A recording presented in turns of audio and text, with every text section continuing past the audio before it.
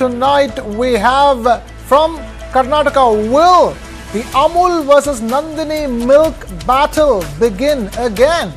And on the show tonight, we take a deep dive into the Israel-Iran conflict. Will the US enter the conflict? Donald Trump says Iran has reached out for mediation, but it's very late and can't say if the US will strike Iran. All of that coming up on the show. But first up, a quick check of all our headlines. Donald Trump says Iran has reached out, says it's very late, doesn't confirm if the US will strike Iran.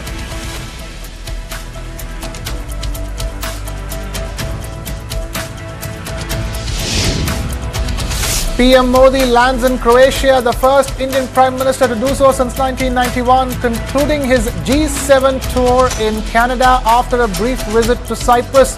The visit is set to boost India's Balkan outreach.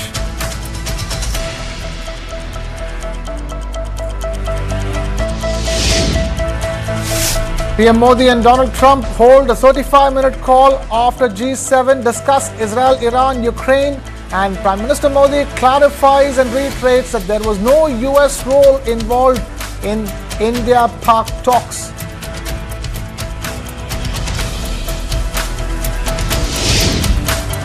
A 110 Indian students, including 90 from Jammu and Kashmir, evacuated from Iran via Armenia. Special flight to land in Delhi at 2 a.m. on Thursday.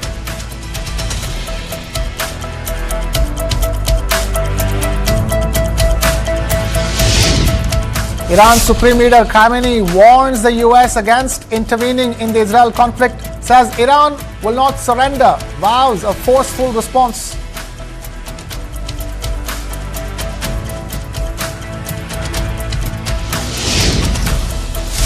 Union Minister Gadkari launches FASTag annual pass for private vehicles, aims to cut toll wait times, ease congestion and streamline travel across the country.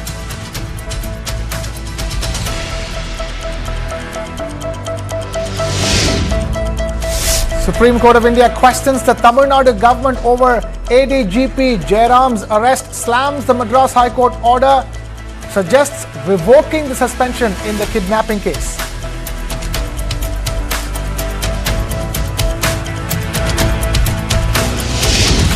Flood alert issued in Karnataka amidst heavy rains. The Kabini reservoir swells, 25,000 cusecs of water released.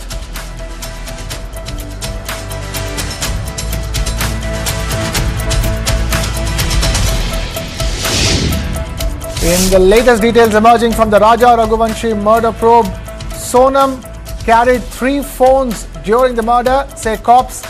Second machete used to kill Raja Raghuvanshi recovered from the site.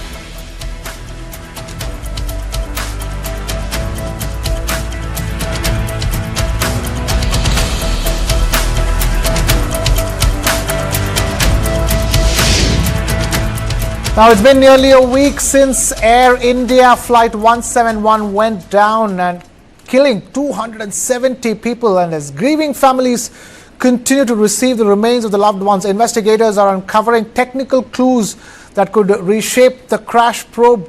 The latest development being India's aviation regulator DGCA, which says that there are no systemic issues with Air India's Boeing 787 fleet after an urgent fleet-wide review, but it has asked Air India to tighten its internal maintenance systems and improve real-time defect reporting. In the latest from Ahmedabad Civil Hospital on DNA samples and bodies handed over to families, 190 DNA samples have been matched so far. 157 bodies have been handed over to families. Of the matched sample, 123 are Indian nationals, 27 British citizens, 7 Portuguese, 4 non-passengers on the ground, 1 Canadian victim, and a silver lining, the lone survivor, Vishwas Kumar Ramesh, has been discharged and is back home with his family. Now to the new technical breakthrough in the investigation. Wall Street Journal has reported a crucial new detail. Investigators believe that the emergency power generator known as Ram Air Turbine, or RAT, had deployed just before the crash. Here's what that could mean. The RAT is a backup power system, a small propeller that drops from the aircraft's belly. It activates automatically if both engines fail. This raises serious questions. Were the main engines failing during takeoff?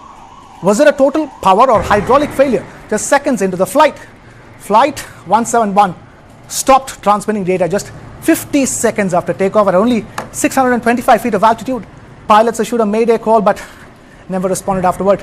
This story is far from over. The mystery of why the flight fell from the skies is just beginning to unfold. Moving on. Now, meanwhile, Karnataka Lokayukta has unearthed a huge cryptocurrency scam involving government officials who are members of the Lokayukta itself. If all proceeds smoothly, the investigation and the consequences to the perpetrators could lead to a much-needed clean-up exercise. Two individuals are the center of the scam. One of them is Ningappa Savant, a retired head constable accused of impersonating Lokayukta and allegedly collecting over 4 crores of rupees from officials.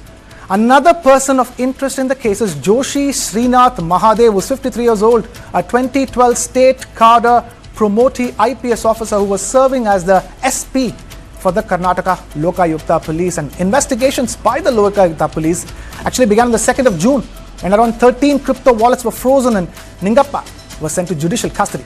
So how exactly did the scam work? Well, Ningappa used links with officials, notably IPS officer Mahadev.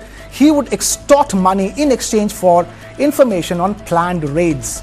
Investigations have revealed constant communication between Ningappa and the IPS officer. Is the state government planning a major overhaul of the Lokayukta? That's a big question. And that could happen as many reports have apparently alerted the state government, which is preparing a cleanup. Transfers of Lokayukta officers and staff are under consideration. The government is preparing to appoint upright and honest officers for the cause. And keeping it with Karnataka, it's a move that could stir political and regional controversy as the Bengaluru Metro Rail Corporation has given the green signal for Amul kiosks to be set up at 10 major metro stations in the city, including Majestic, Indiranagar, Trinity and Jayanagar. The decision has sparked sharp criticism from pro-Kannada groups and political opponents who questioned why Gujarat-based Amul was chosen over Karnataka's own Nandini, run by the Karnataka Milk Federation. Now, Deputy Chief Minister of the state, D.K. Shivakumar, has defended the move, saying that a public tender was floated and Nandini did not participate in it. He also said that the kiosk space would be allotted to KMF if they came forward. BMRCL, meanwhile, clarified that it was part of a non-fair revenue model to increase metro income. 7 lakh rupees per month tender for 5 years was awarded to Amul after a transparent bidding process, what they're saying. The 10 stations where Amul kiosks will continue to come up include Pattandur Agrahara, Indiranagar, Bayapanahalli, Trinity, Majestic, National College and Jayanagar, among others. However, political backlash continues. BJP MP PC Mohan had tweeted about the matter. He said, and I quote, ahead of the 2023 Karnataka Assembly elections, Congress falsely accused the BJP of favoring outsiders. But now, the same Congress government has enabled Amul kiosks at 10 metro stations to displace Nandini. A classic case of hypocrisy, he said. BMRCL says Nandini outlets at MG Road and Mahalakshmi layout were closed earlier due to operational reasons and only one outlet at Vijayanagar remains. They reiterated that if Nandini participates in future tenders, they are welcome. Meanwhile, several Kannada groups have warned of protests if Amul kiosks go ahead inside metro stations, escalating what is now both a commercial and a cultural flashpoint. It was an open tender for all the business activities. So they have requested about even our Nandini did not participate in that. They are very happy to give to Nandini. We have informed them also. We are ready to give 8 to 10 places where they want. But already in some 2 places, Amul has been there. We'll give for 2 places we have already given. I don't want to disturb on that issue.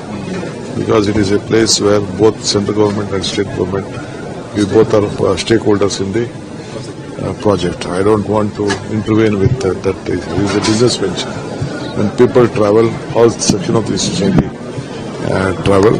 But it is my bound duty. But KMF also has to come forward to do business. Now we have instructed them. Nandini will be in my metro. Nandini versus Amul again, and we'll have to wait and watch which way it will go this time around. Moving on. Income tax officials are conducting raids at restaurants linked to actor Arya's relative. The raids are being carried out at outlets of the Shell restaurant chain located in Anna Nagar, Khadar Nawaz Khan Road, Velacheri, Thuraipakkam and along the OMR in Chennai, as well as at various locations in Kerala. Sea Shell is a restaurant chain headquartered in Dubai and operates branches in several Indian states including Karnataka, Delhi, Kerala and Tamil Nadu. A few years ago, actor and film producer from Tamil Nadu, Arya, had purchased and operated one of the Shell restaurants, and he later sold that restaurant to Kuni Musa, a native of Thalassery in Kerala, and Abdul Salam, a relative of Arya. Since then, Kuni Musa and Abdul Salam have been jointly managing this restaurant business. Moving on. On to news about a bomb blast in Pakistan's Jacobabad that derailed the Jafar Express train. A powerful bomb blast blew up the railway track in Jacobabad. No casualties have been reported so far, but 4 compartments were derailed. So far, no one has stepped forward to claim responsibility for this bomb blast. Jafar Express was headed to Quetta from Punjab when the tragedy occurred. Railway authorities said that the incident was caused by technical reasons. The derailment disrupted train traffic, halting train operations on various adjoining tracks as well. Soon after the incident, local police, railway police and senior officials of the railway maintenance department quickly arrived at the scene to investigate the incident and initiated rehabilitation work. Just a few days ago, on the 13th of June, another Quetta-bound Jafar Express train was derailed, causing suspension of railway traffic on the Rawalpindi-Peshawar section. The recent derailment comes just months after a Jafar Express train was taken hostage by the Baloch Liberation Army. The hijack had lasted for 36 hours before security forces stepped in, killing 30 militants.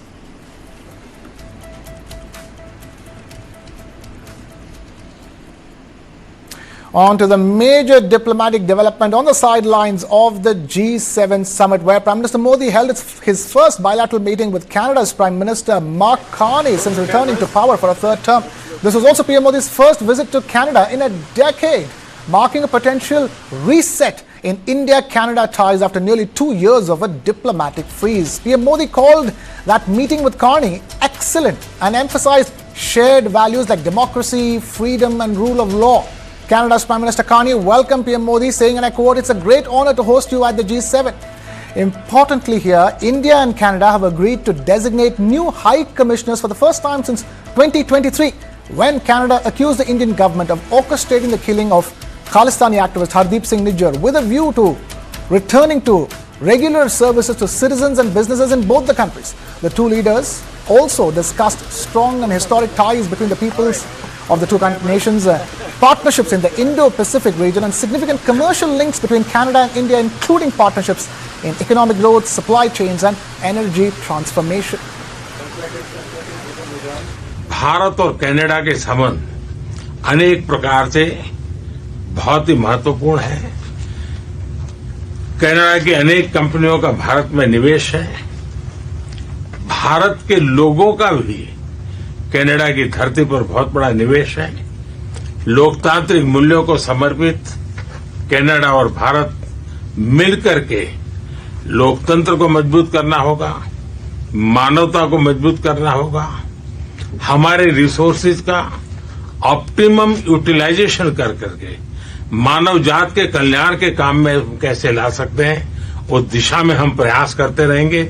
और मुझे विश्वास है कि प्रधानमंत्री जी के चुनाव के बाद मुझे पहली बार मिलने का मौका मिला है, तो इस चुनाव के भव्य विजय के लिए भी मैं उनको बधाई देता हूं और आने वाले कालखंड में उनके साथ भारत और कनाडा मिलकर के अनेक क्षेत्रों में प्रगति करेंगे। With both leaders signaling a clear intent to turn the page, this meeting could mark the beginning of a new chapter in India-Canada relations. Moving on. India's Foreign Secretary Vikram Misri made an important announcement and said that Prime Minister Modi had an important phone call with US President Donald Trump, which lasted approximately 35 minutes. The Foreign Secretary said that Prime Minister Modi and President Trump were scheduled to meet on the sidelines of the G7 summit, but President Trump had to return to the US early, due to which that meeting could not take place. Misri said that this was the first conversation between the two leaders after Operation Sindhu.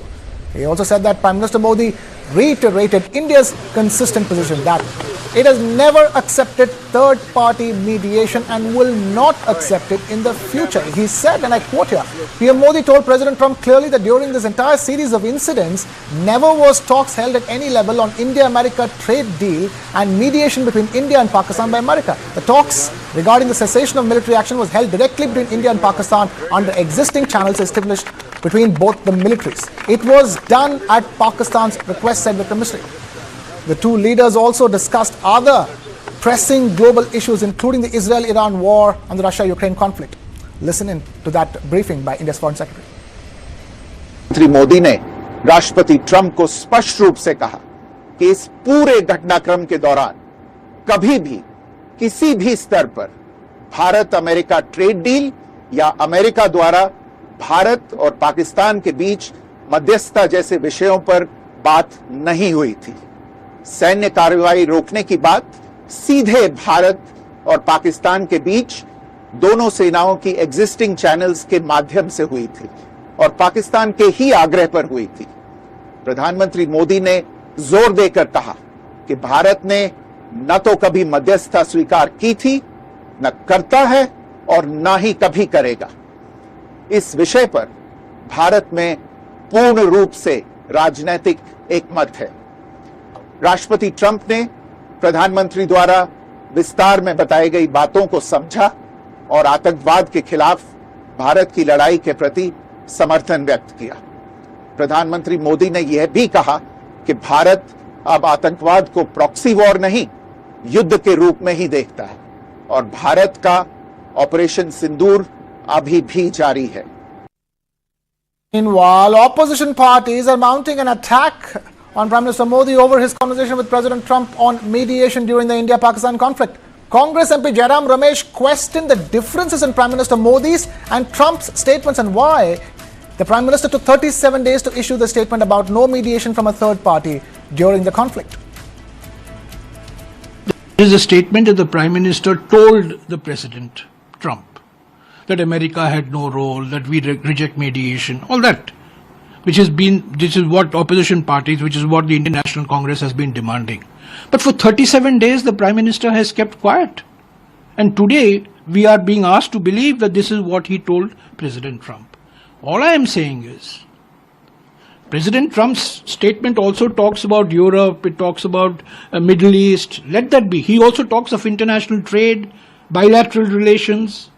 He talks of defense procurement. All that is not there in the Prime Minister's readout. However, let's take the Prime Minister's readout as the base. Why can't the Prime Minister call an all-party meeting tomorrow or day after tomorrow? Take the opposition parties' leaders into confidence and say the same thing which has been put out today by the Foreign Secretary. Additionally, CPI's General Secretary D. Raja demanded transparency from PM Modi about the conversation and asked the Prime Minister to openly talk before the opposition parties. I have no comments on what Foreign Secretary has said, but there are questions. The questions are asked by political parties, by people of our country. The questions are posed to Prime Minister of India, Mr. Narendra Modi. Why Prime Minister cannot open his mouth and tell the people what exactly happened? What was the role played by US, his own friend, Mr. Donald Trump? Why Prime Minister is not opening up his mouth? Jayaram Ramesh and D. Raja also reiterated the demand for an all-party meeting where PM Modi should inform the Parliament about the role played by the US. Meanwhile, the BJP hit out at the Congress party for what they called a pattern of misinformation, especially around PM Modi's meeting with US President Donald Trump and India's stance on global mediation. Congress party झूठ की जननी और fake news की factory है। Congress party जो हाल ही में G7 पर झूठ फैला रही थी, कास्ट सेंसस पर झूठ फैला रही थी, उसने भारत की सेना विरोधी कई सारे झूठ फैलाए थे। कांग्रेस ने कहा कि डोनाल्ड ट्रंप जी ने सीज फायर किया था, जबकि उनके खुद के सांसद सलमान खुर्शीद, मनीष तिवारी और शशि थरूर भी कह रहे थे कि ऐसी बात नहीं थी। पर आज प्रधानमंत्री नरेंद्र मोदी जी ने साफ साफ डोनाल्ड ट्रंप जी से कहा कि किसी थर्ड पार्टी के हस्तक्षेप की कोई बात या कोई सवाल ही पैदा नहीं होता, ना भारत इसको स्वीकारता है। पर कांग्रेस पार्टी बार बार सेना के खिलाफ, भारत की सैन्य शक्ति के खिलाफ ये टिप्पणी इसलिए कर रही थी क्योंकि आज ये आईएनसी नहीं बल्कि पीएनसी बन चुकी है, पाकिस्तानी नेशनल कांग्रेस।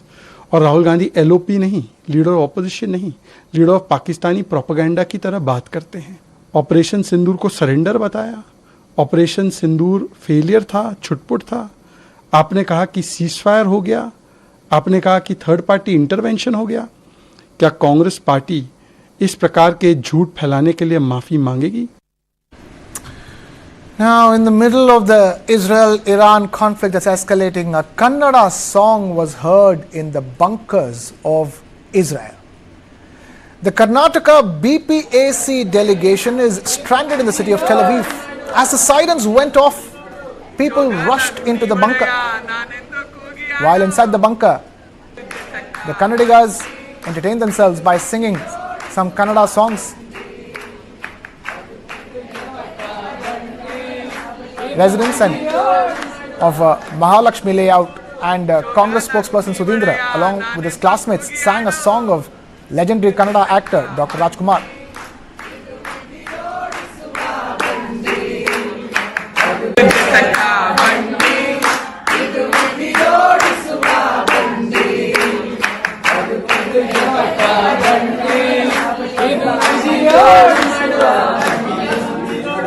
ಜೋಗದ ಗುಂಡಿ ಒಡೆಯ ನಾನೆಂದು ಕೂಗಿ ಆಡು ತಕ್ಕ ಬಂಡಿ ಇದು ಜೋಡಿಸುವ ಬಂಡಿ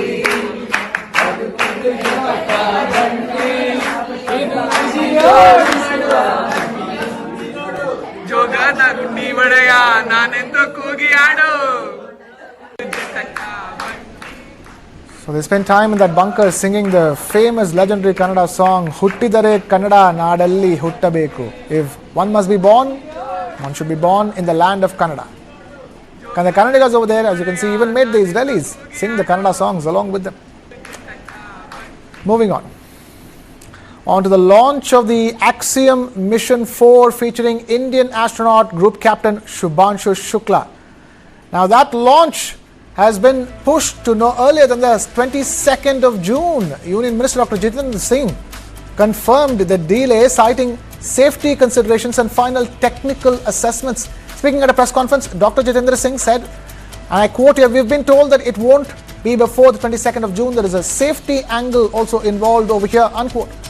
Axiom Space, in coordination with NASA and SpaceX, said that the updated timeline allows for thorough evaluation of the crew's health, spacecraft's readiness and recent repairs at the Zvezda service module aboard the International Space Station. The mission will be commanded by former NASA astronaut Peggy Whitson, while Group Captain Shubhanshu Shukla will serve as pilot, marking a significant step for India in the global space race. अभी क्या हुआ कि आज सुबह हमें वहाँ से हमारे वहाँ जो साथी हैं उन्होंने ये सूचना दी, क्योंकि उनकी बैठकें चल रही थी 2-4 दिन से। तो जैसे पहले आपके साथ सूचना साझा की थी कि 19 तारीख की तिथि तय की गई थी भारतीय समय के अनुसार, इंडियन स्टैंडर्ड टाइम के हिसाब से कोई लगभग दोपहर के 2-2:30 बजे 19 तारीख को। लेकिन अभी उस औपचारिक घोषणा से पहले उनकी फिर से विस्तृत बैठक हुई, जिसमें module testing, crew health, weather, वो सारी समीक्षा की गई। और चूंकि समय का अंतर है, तो जहां वो सुबह सुबह उनका जब दिन ढल गया, तो वहां से उन्होंने फिर सूचना दी कि 22 तारीख तक इंतजार करना होगा। And with that, we take a short breather here on Unmerciful. We'll be back with the deep dive on the escalating Israel-Iran conflict. Will the US strike Iran? Find out on the other side of this short break on News9.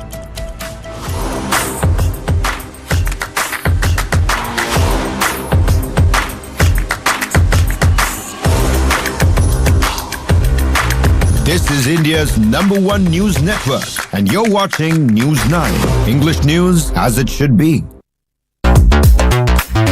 2.5 lakh strong legacy and counting. Join the big league with the XUV 700 with celebratory offers up to rupees 75,000. Friendships aren't forged overnight. In 2015, India extended a hand. UAE welcomed a new era. SEPA changed everything. Trade doubled. Ambitions tripled.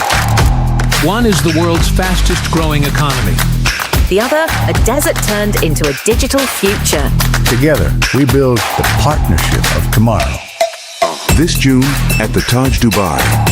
The world listens in. India, the story. UAE, the stage.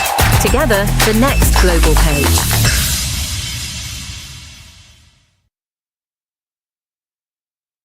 ज्ञान का चले जब मंत्र छू छू आसमान को छू ले तू छू मंत्र छू बच्चों बूढ़ों और जवान इस बात का रखे ध्यान टीवी का इलाज है बहुत आसान ये मुन्ना बात नहीं सुनना टीवी नहीं कोई सजा हो सकता है किसी को नहीं इसका कोई भरोसा टीवी का बैक्टीरिया नहीं देखता ऊंच नीच ये करना है सबको ही टीच टेंशन को पेंशन पे भेज जांच और इलाज पूरा करवाना है ये टीवी पेशेंट नहीं ये टीवी चैंपियन ये टीवी चैंपियन बच्चों बूढ़ों और जवान इस बात का रखे ध्यान टीवी का इलाज है बहुत आसान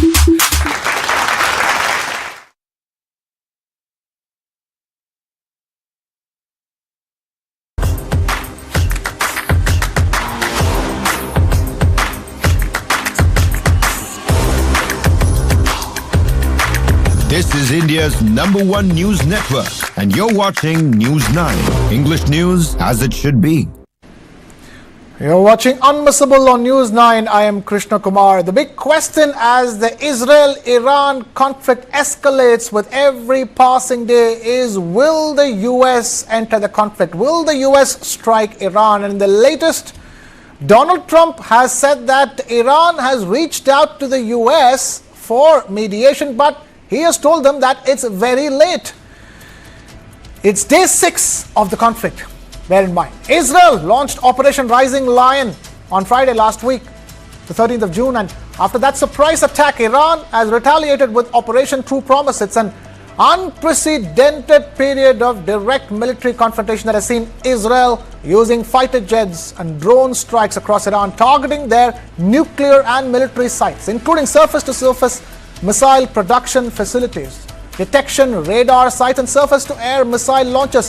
Israeli forces have also reportedly killed many top Iranian military commanders and atomic scientists already, and in retaliation, Tehran has launched a barrage of missiles and drones hitting Israeli cities and towns and killing civilians. Now the US is not holding back. We don't know what exactly they're going to do. President Trump, after leaving the G7 meeting midway in a hurry, is mulling whether to strike Iran or not. He said, can't say for now. Now, if this does happen, what does this mean for the region, West Asia, and the world at large? What would be Iran's response then, and what would all of this do to the global economy? Those are some of the biggest questions facing us, even as we try to get a grip on what will the US do at the stage. So far, Donald Trump has said that there is no confirmation can be given from his side on whether the US will strike Iran. More importantly, in the latest, he said that Iran has actually reached out, but he has told Iran that it's very late. All said and done, Donald Trump is clear that Iran should not be having nuclear weapons. So that raises the big question, what exactly is the end game as far as the US is concerned with respect to the Israel-Iran conflict? We have Major General Sanjay Meston, Defense and Strategic Expert, Rabindra Sachdeva, Foreign Affairs Expert, and President Image India Institute, now joining us on the broadcast. Thank you, both of you, for being with us. We also have Deepak Vora, former Indian diplomat, also joining us on the broadcast. Thank you, all of you, for being with us. I want to begin with Major General Sanjay Meston. Major General Sanjay Meston, Donald Trump says Iran reached out for mediation, but it's very late, and quote unquote, can't say whether the US will strike Iran or not. What do you make of that statement? Yeah, this is part of the military operation, surprise and deception. You keep everyone guessing, and that is what exactly he is doing. I feel, what I feel is that, a military operation is conducted in a lot of phases, but one of the important phases is softening of the target. Now, here I would say softening of the battlefield. This work is being done by the Israelis. Americans, if they want to, interject in the war, they will only go at a stage where they are assured of literally zero casualty. So what I imply is that the initial softening of the target or pounding of the target means Israelis are taking on all the missile launchers, maximum of their storage facilities, of the war material storage facilities. Of course, the nuclear facilities, whatever Natanz they could have done, has been done. But more important is Fordo, and that they will leave it to the United States as an appropriate time. So this window of opportunity is the shaping of the battlefield or softening of the target being done effectively by the Israelis. And Americans, this window of opportunity, they will use for negotiation. Now, negotiation means America would like to do it on their terms, and the ultimate aim of Israel and strategic aim and objective of Israel and America is very, very clear that America should not be able to make, the Iranians should not be able to produce nuclear weapons. This is their stated objective, strategic objective, and this is what they want to achieve. Regime change is a fallout. If it happens, so well and good. If it does not, so that's not a main issue. The main issue is targeting these facilities, nuclear facilities. And for that, Americans will be only doing the Fordo one, and that they will do when they are assured. Assured means, once their intelligence says that no Iranian missiles, etc., cannot respond, they are assured. Because America at this juncture, they have a divided house today. Even Republicans are, so they cannot afford to take any casualty. Fair enough. And another important aspect to be clear in mind is, many people compare this to Iraq and Afghanistan, American interference. This is different. Okay. There they had put boots on ground. Here the boots on ground will not be there in Iran. It will be basically aerial warfare, long range vector. Got it. And yeah. Fair enough. Major Sanjay Meston, Ambassador Deepak Vora wants to come. Ambassador Deepak Vora, please go ahead.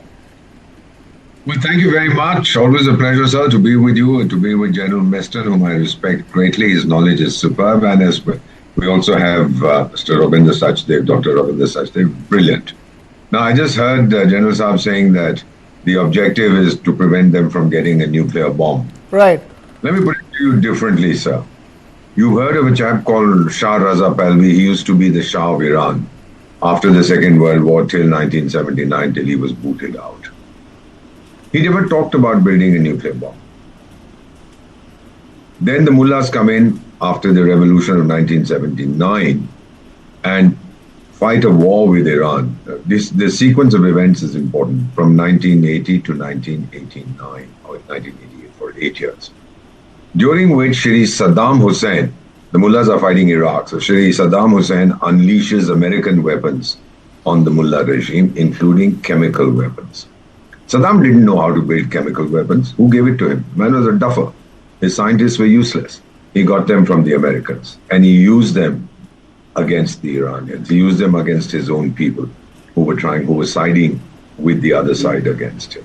That is the point at which I believe the mullahs decided that they needed a bomb.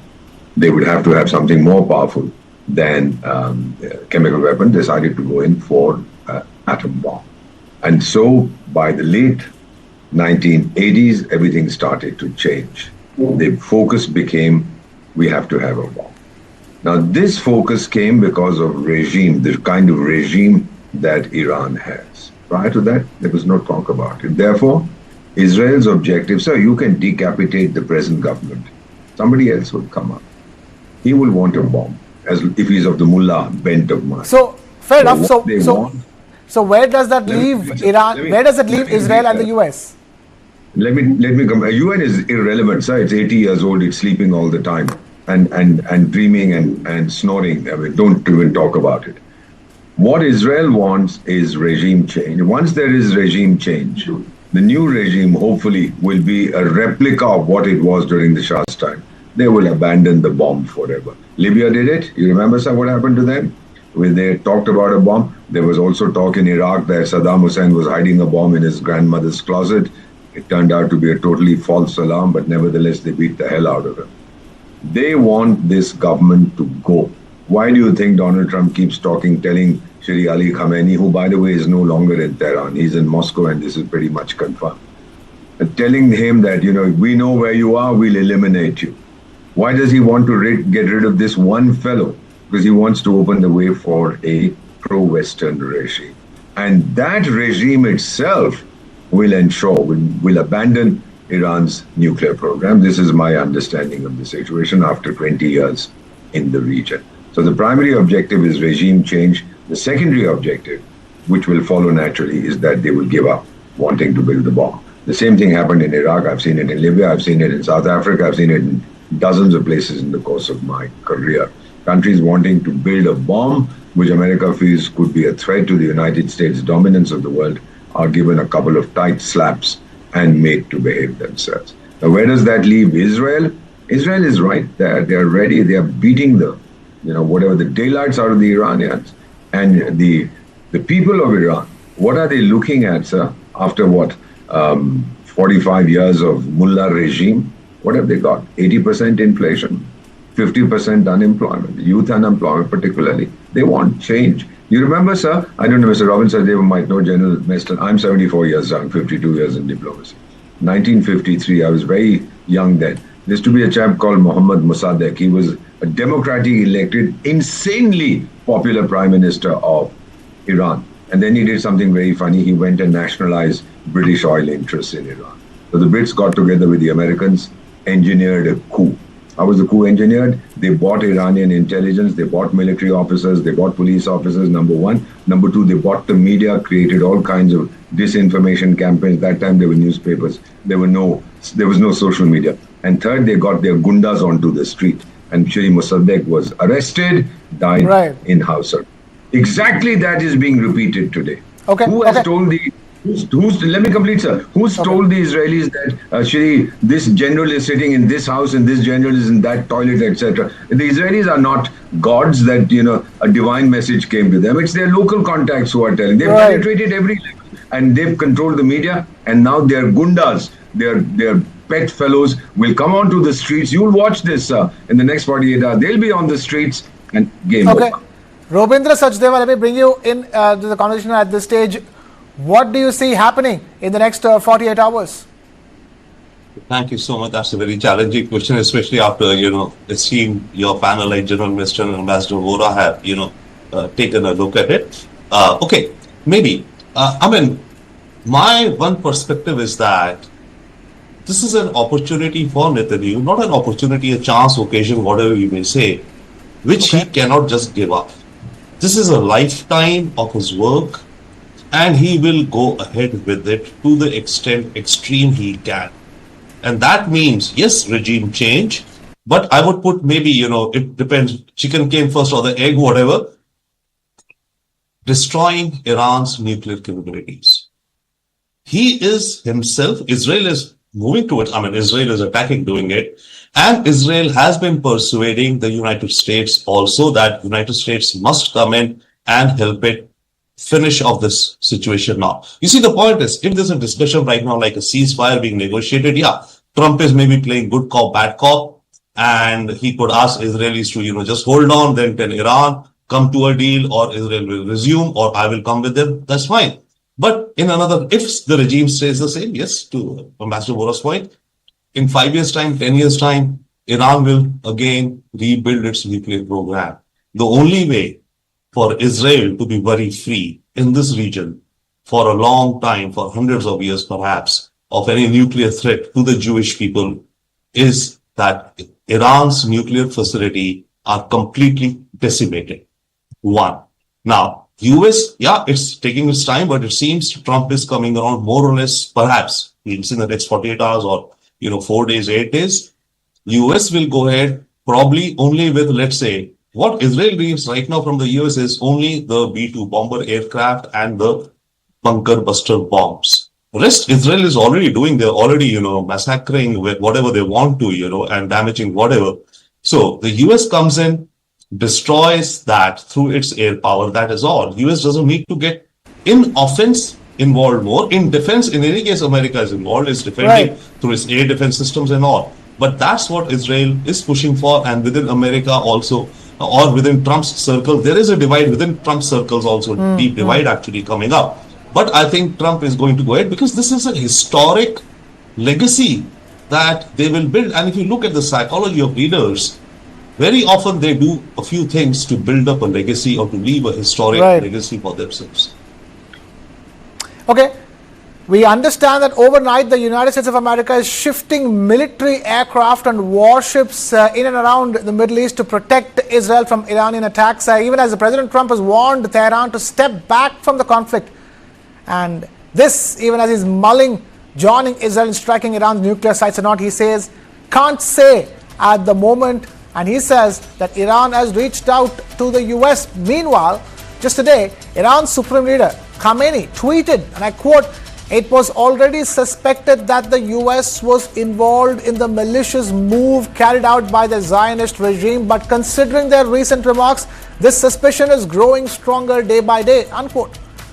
Now, as Israel awaits a decision from US President Donald Trump on whether they will join the operation against Iran's nuclear program, Israel's Prime Minister Benjamin Netanyahu is all set to convene his security cabinet at 10 p.m. tonight in Jerusalem. The question is, can we see action tonight itself? And the question also is, if the US joins in, what kind of action will it take? Major General Sanjay Meston, that remains to be seen, isn't it? And more importantly, what will be the fallout of it, both in West Asia and across the world?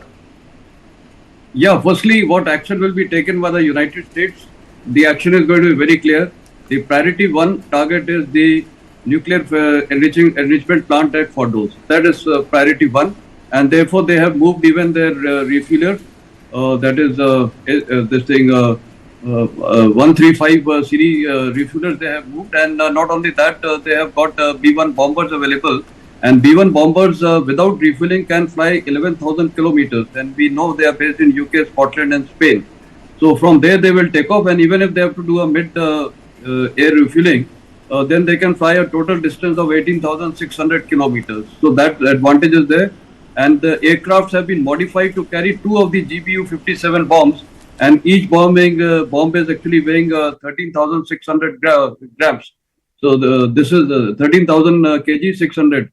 So this is the kind of weaponry it will carry, and it will penetrate about 60 meters. So at a time, at least 2 bombs will be required, and they have the capacity even in one aircraft. So I think a number of aircrafts may be launched. And as it is, President Trump has been hinting that they have the air supremacy, and that has been achieved by the Israelis.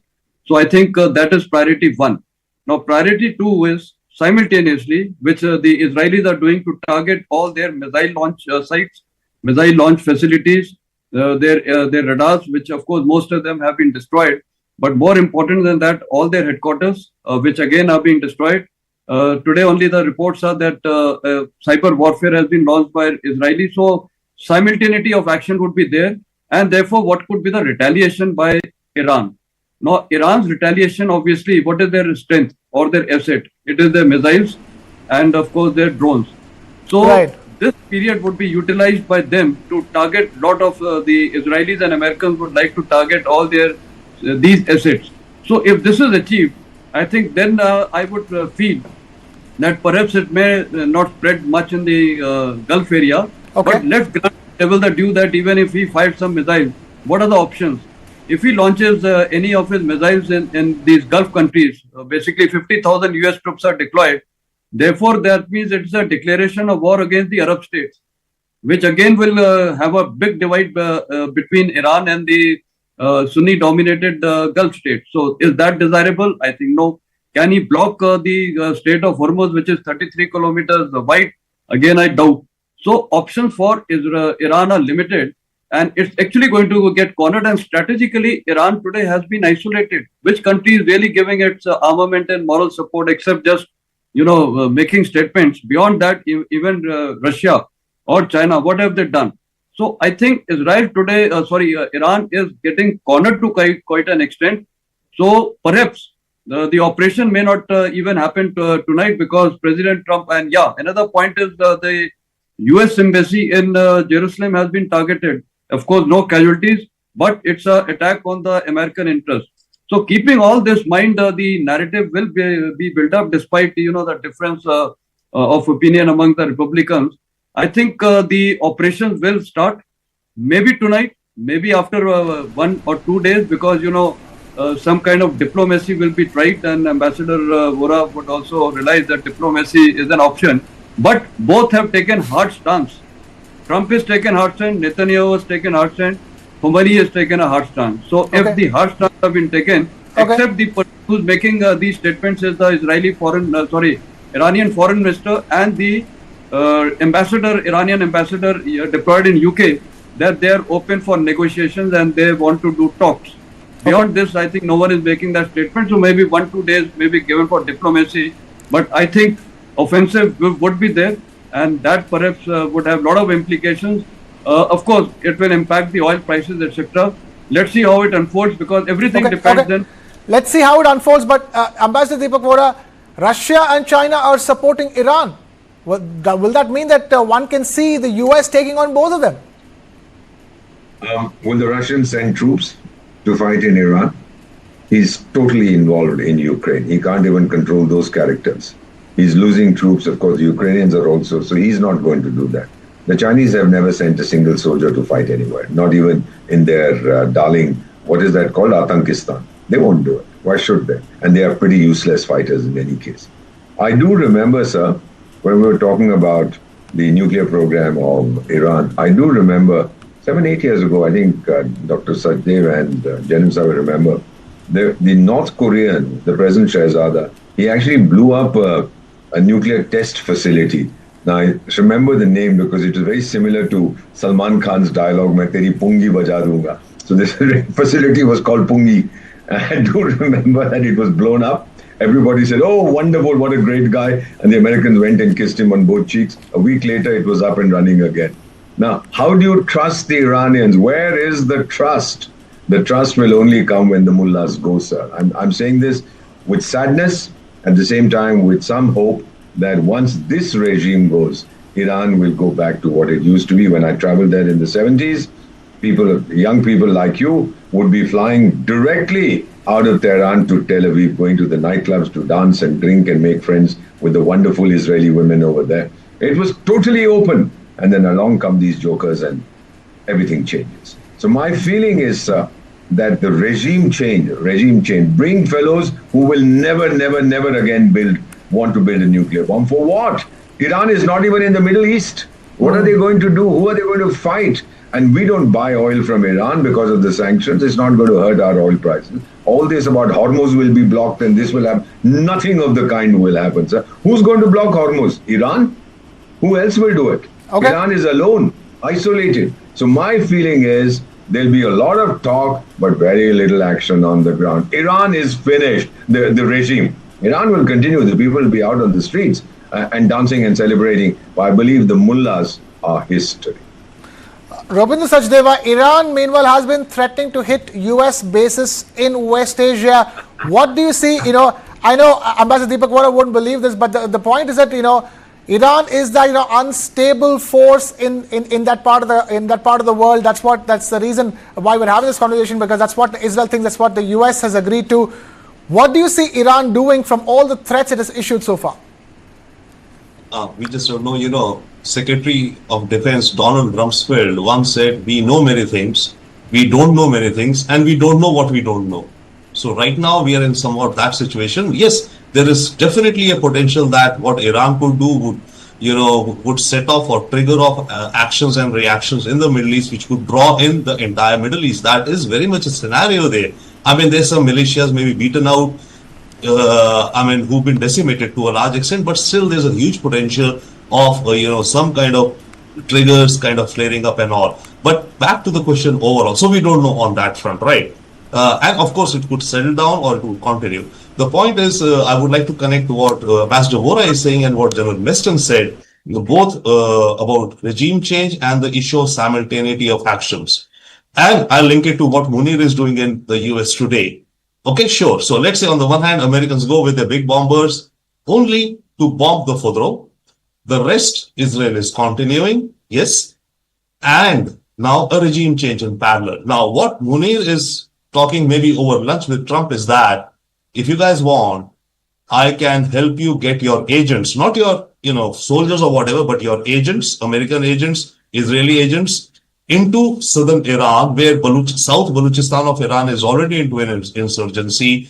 I'll turn a blind eye. It's not talking about a base in Pakistan. It's just saying that I'll facilitate those guys going in through, taking through grenades and rocket launchers or whatever, etc., so that the insurgency spreads further in southern parts of Iran, thereby contributing further to the regime change. So these would be, yes, in the term that I think General Mr. used, simultaneity. So there must be much more happening. But I do very much think that this is what Munir is angling, and that's what he's offering to the US right now. Okay. Deepak, let me bring this back to you, Ambassador Vora.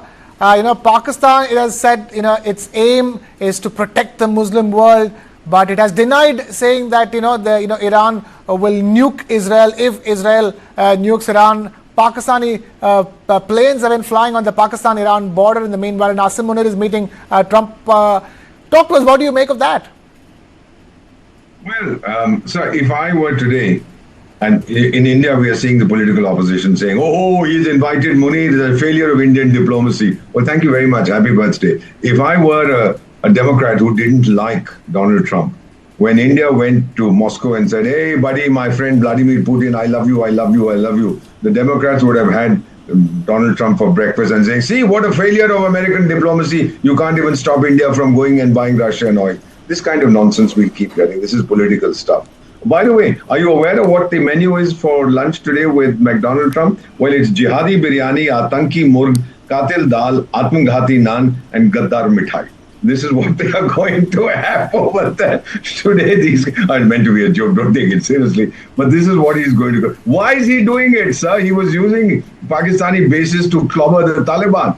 Those bases are there, they haven't disappeared. Take it from me, sir. There's a 1,200 kilometer or 1,300 kilometer border that Pakistan has with Iran. He is going to use that to send in ground forces, because without them, you won't be able to destroy the canisters, the steel little things in which the enriched uranium is kept and spread all over the country. And he will also attack them through Afghanistan. Shia Iran, trying to play for big stakes, is going to fall flat and hurt very badly. No one in that region, the Middle East as we refer to it, wants to have anything to do with Iran. The Saudi, after Camp David, sir, the Egyptians and the Israelis said, darling, darling, sweetheart, sweetheart. They kissed and made up. And then Sudan went there, and UAE did that, and Jordan did that. And the Saudis were on the verge before the Hamas thing took place. All these guys don't want Iran there. You are 1,500 kilometers away. Go look the other side. Don't look at us. Thank you very much. Happy birthday. I see this happening. The mullah is gone, sir. I don't believe that he's in Tehran anymore.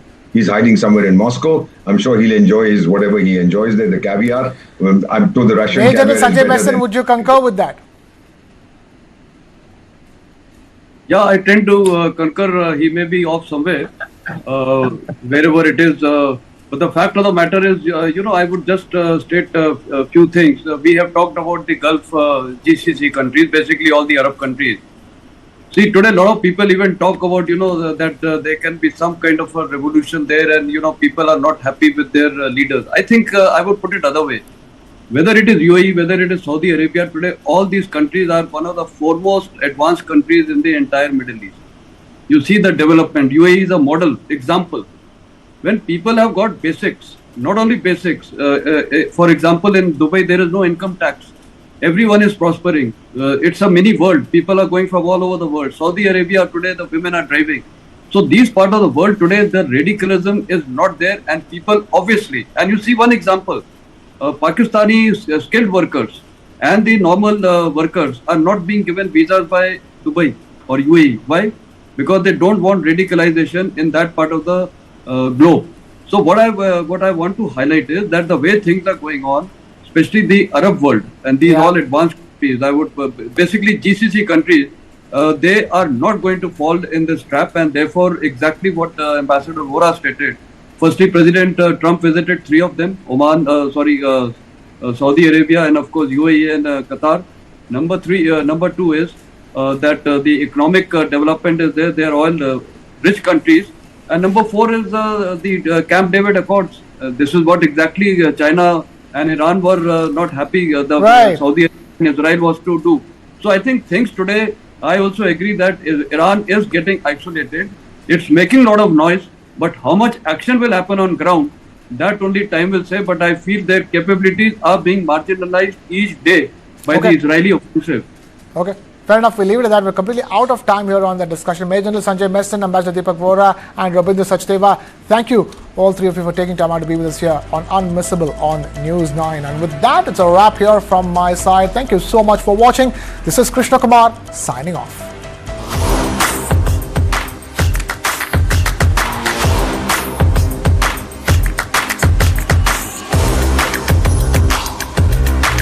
This is India's #1 news network, and you're watching News 9.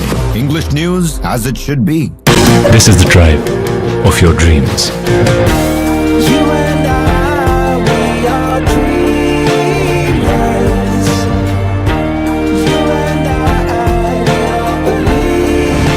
Introducing the all-new Skoda Kailak.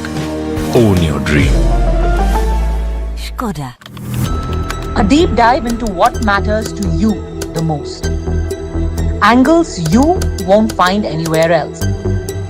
News that impacts your life.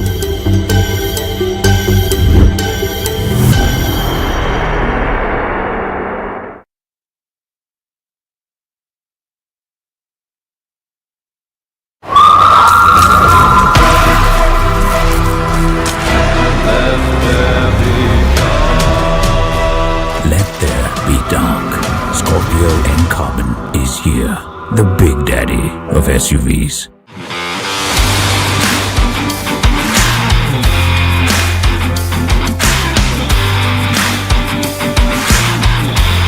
How are you using AI to build a brand? How do you use it?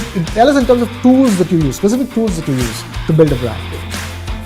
Ideally, how I would like to use and how we use it are two, I think, fair enough. Okay. First, tell us how you use it, and then you tell us how you would ideally like to use it. So currently, how we use it is we work with agencies in terms of communication that we want to work on, rather than doing fancy shoots for the brands. I think things are undergoing a change in terms of you created using the artificial intelligence. So you don't need to go into fancy mountain ranges to put your product in the ice and get a nice picture. You can do it sitting on your computer now, and I think that's what we have been experimenting with in terms of defining the positioning and then create that visual for that positioning.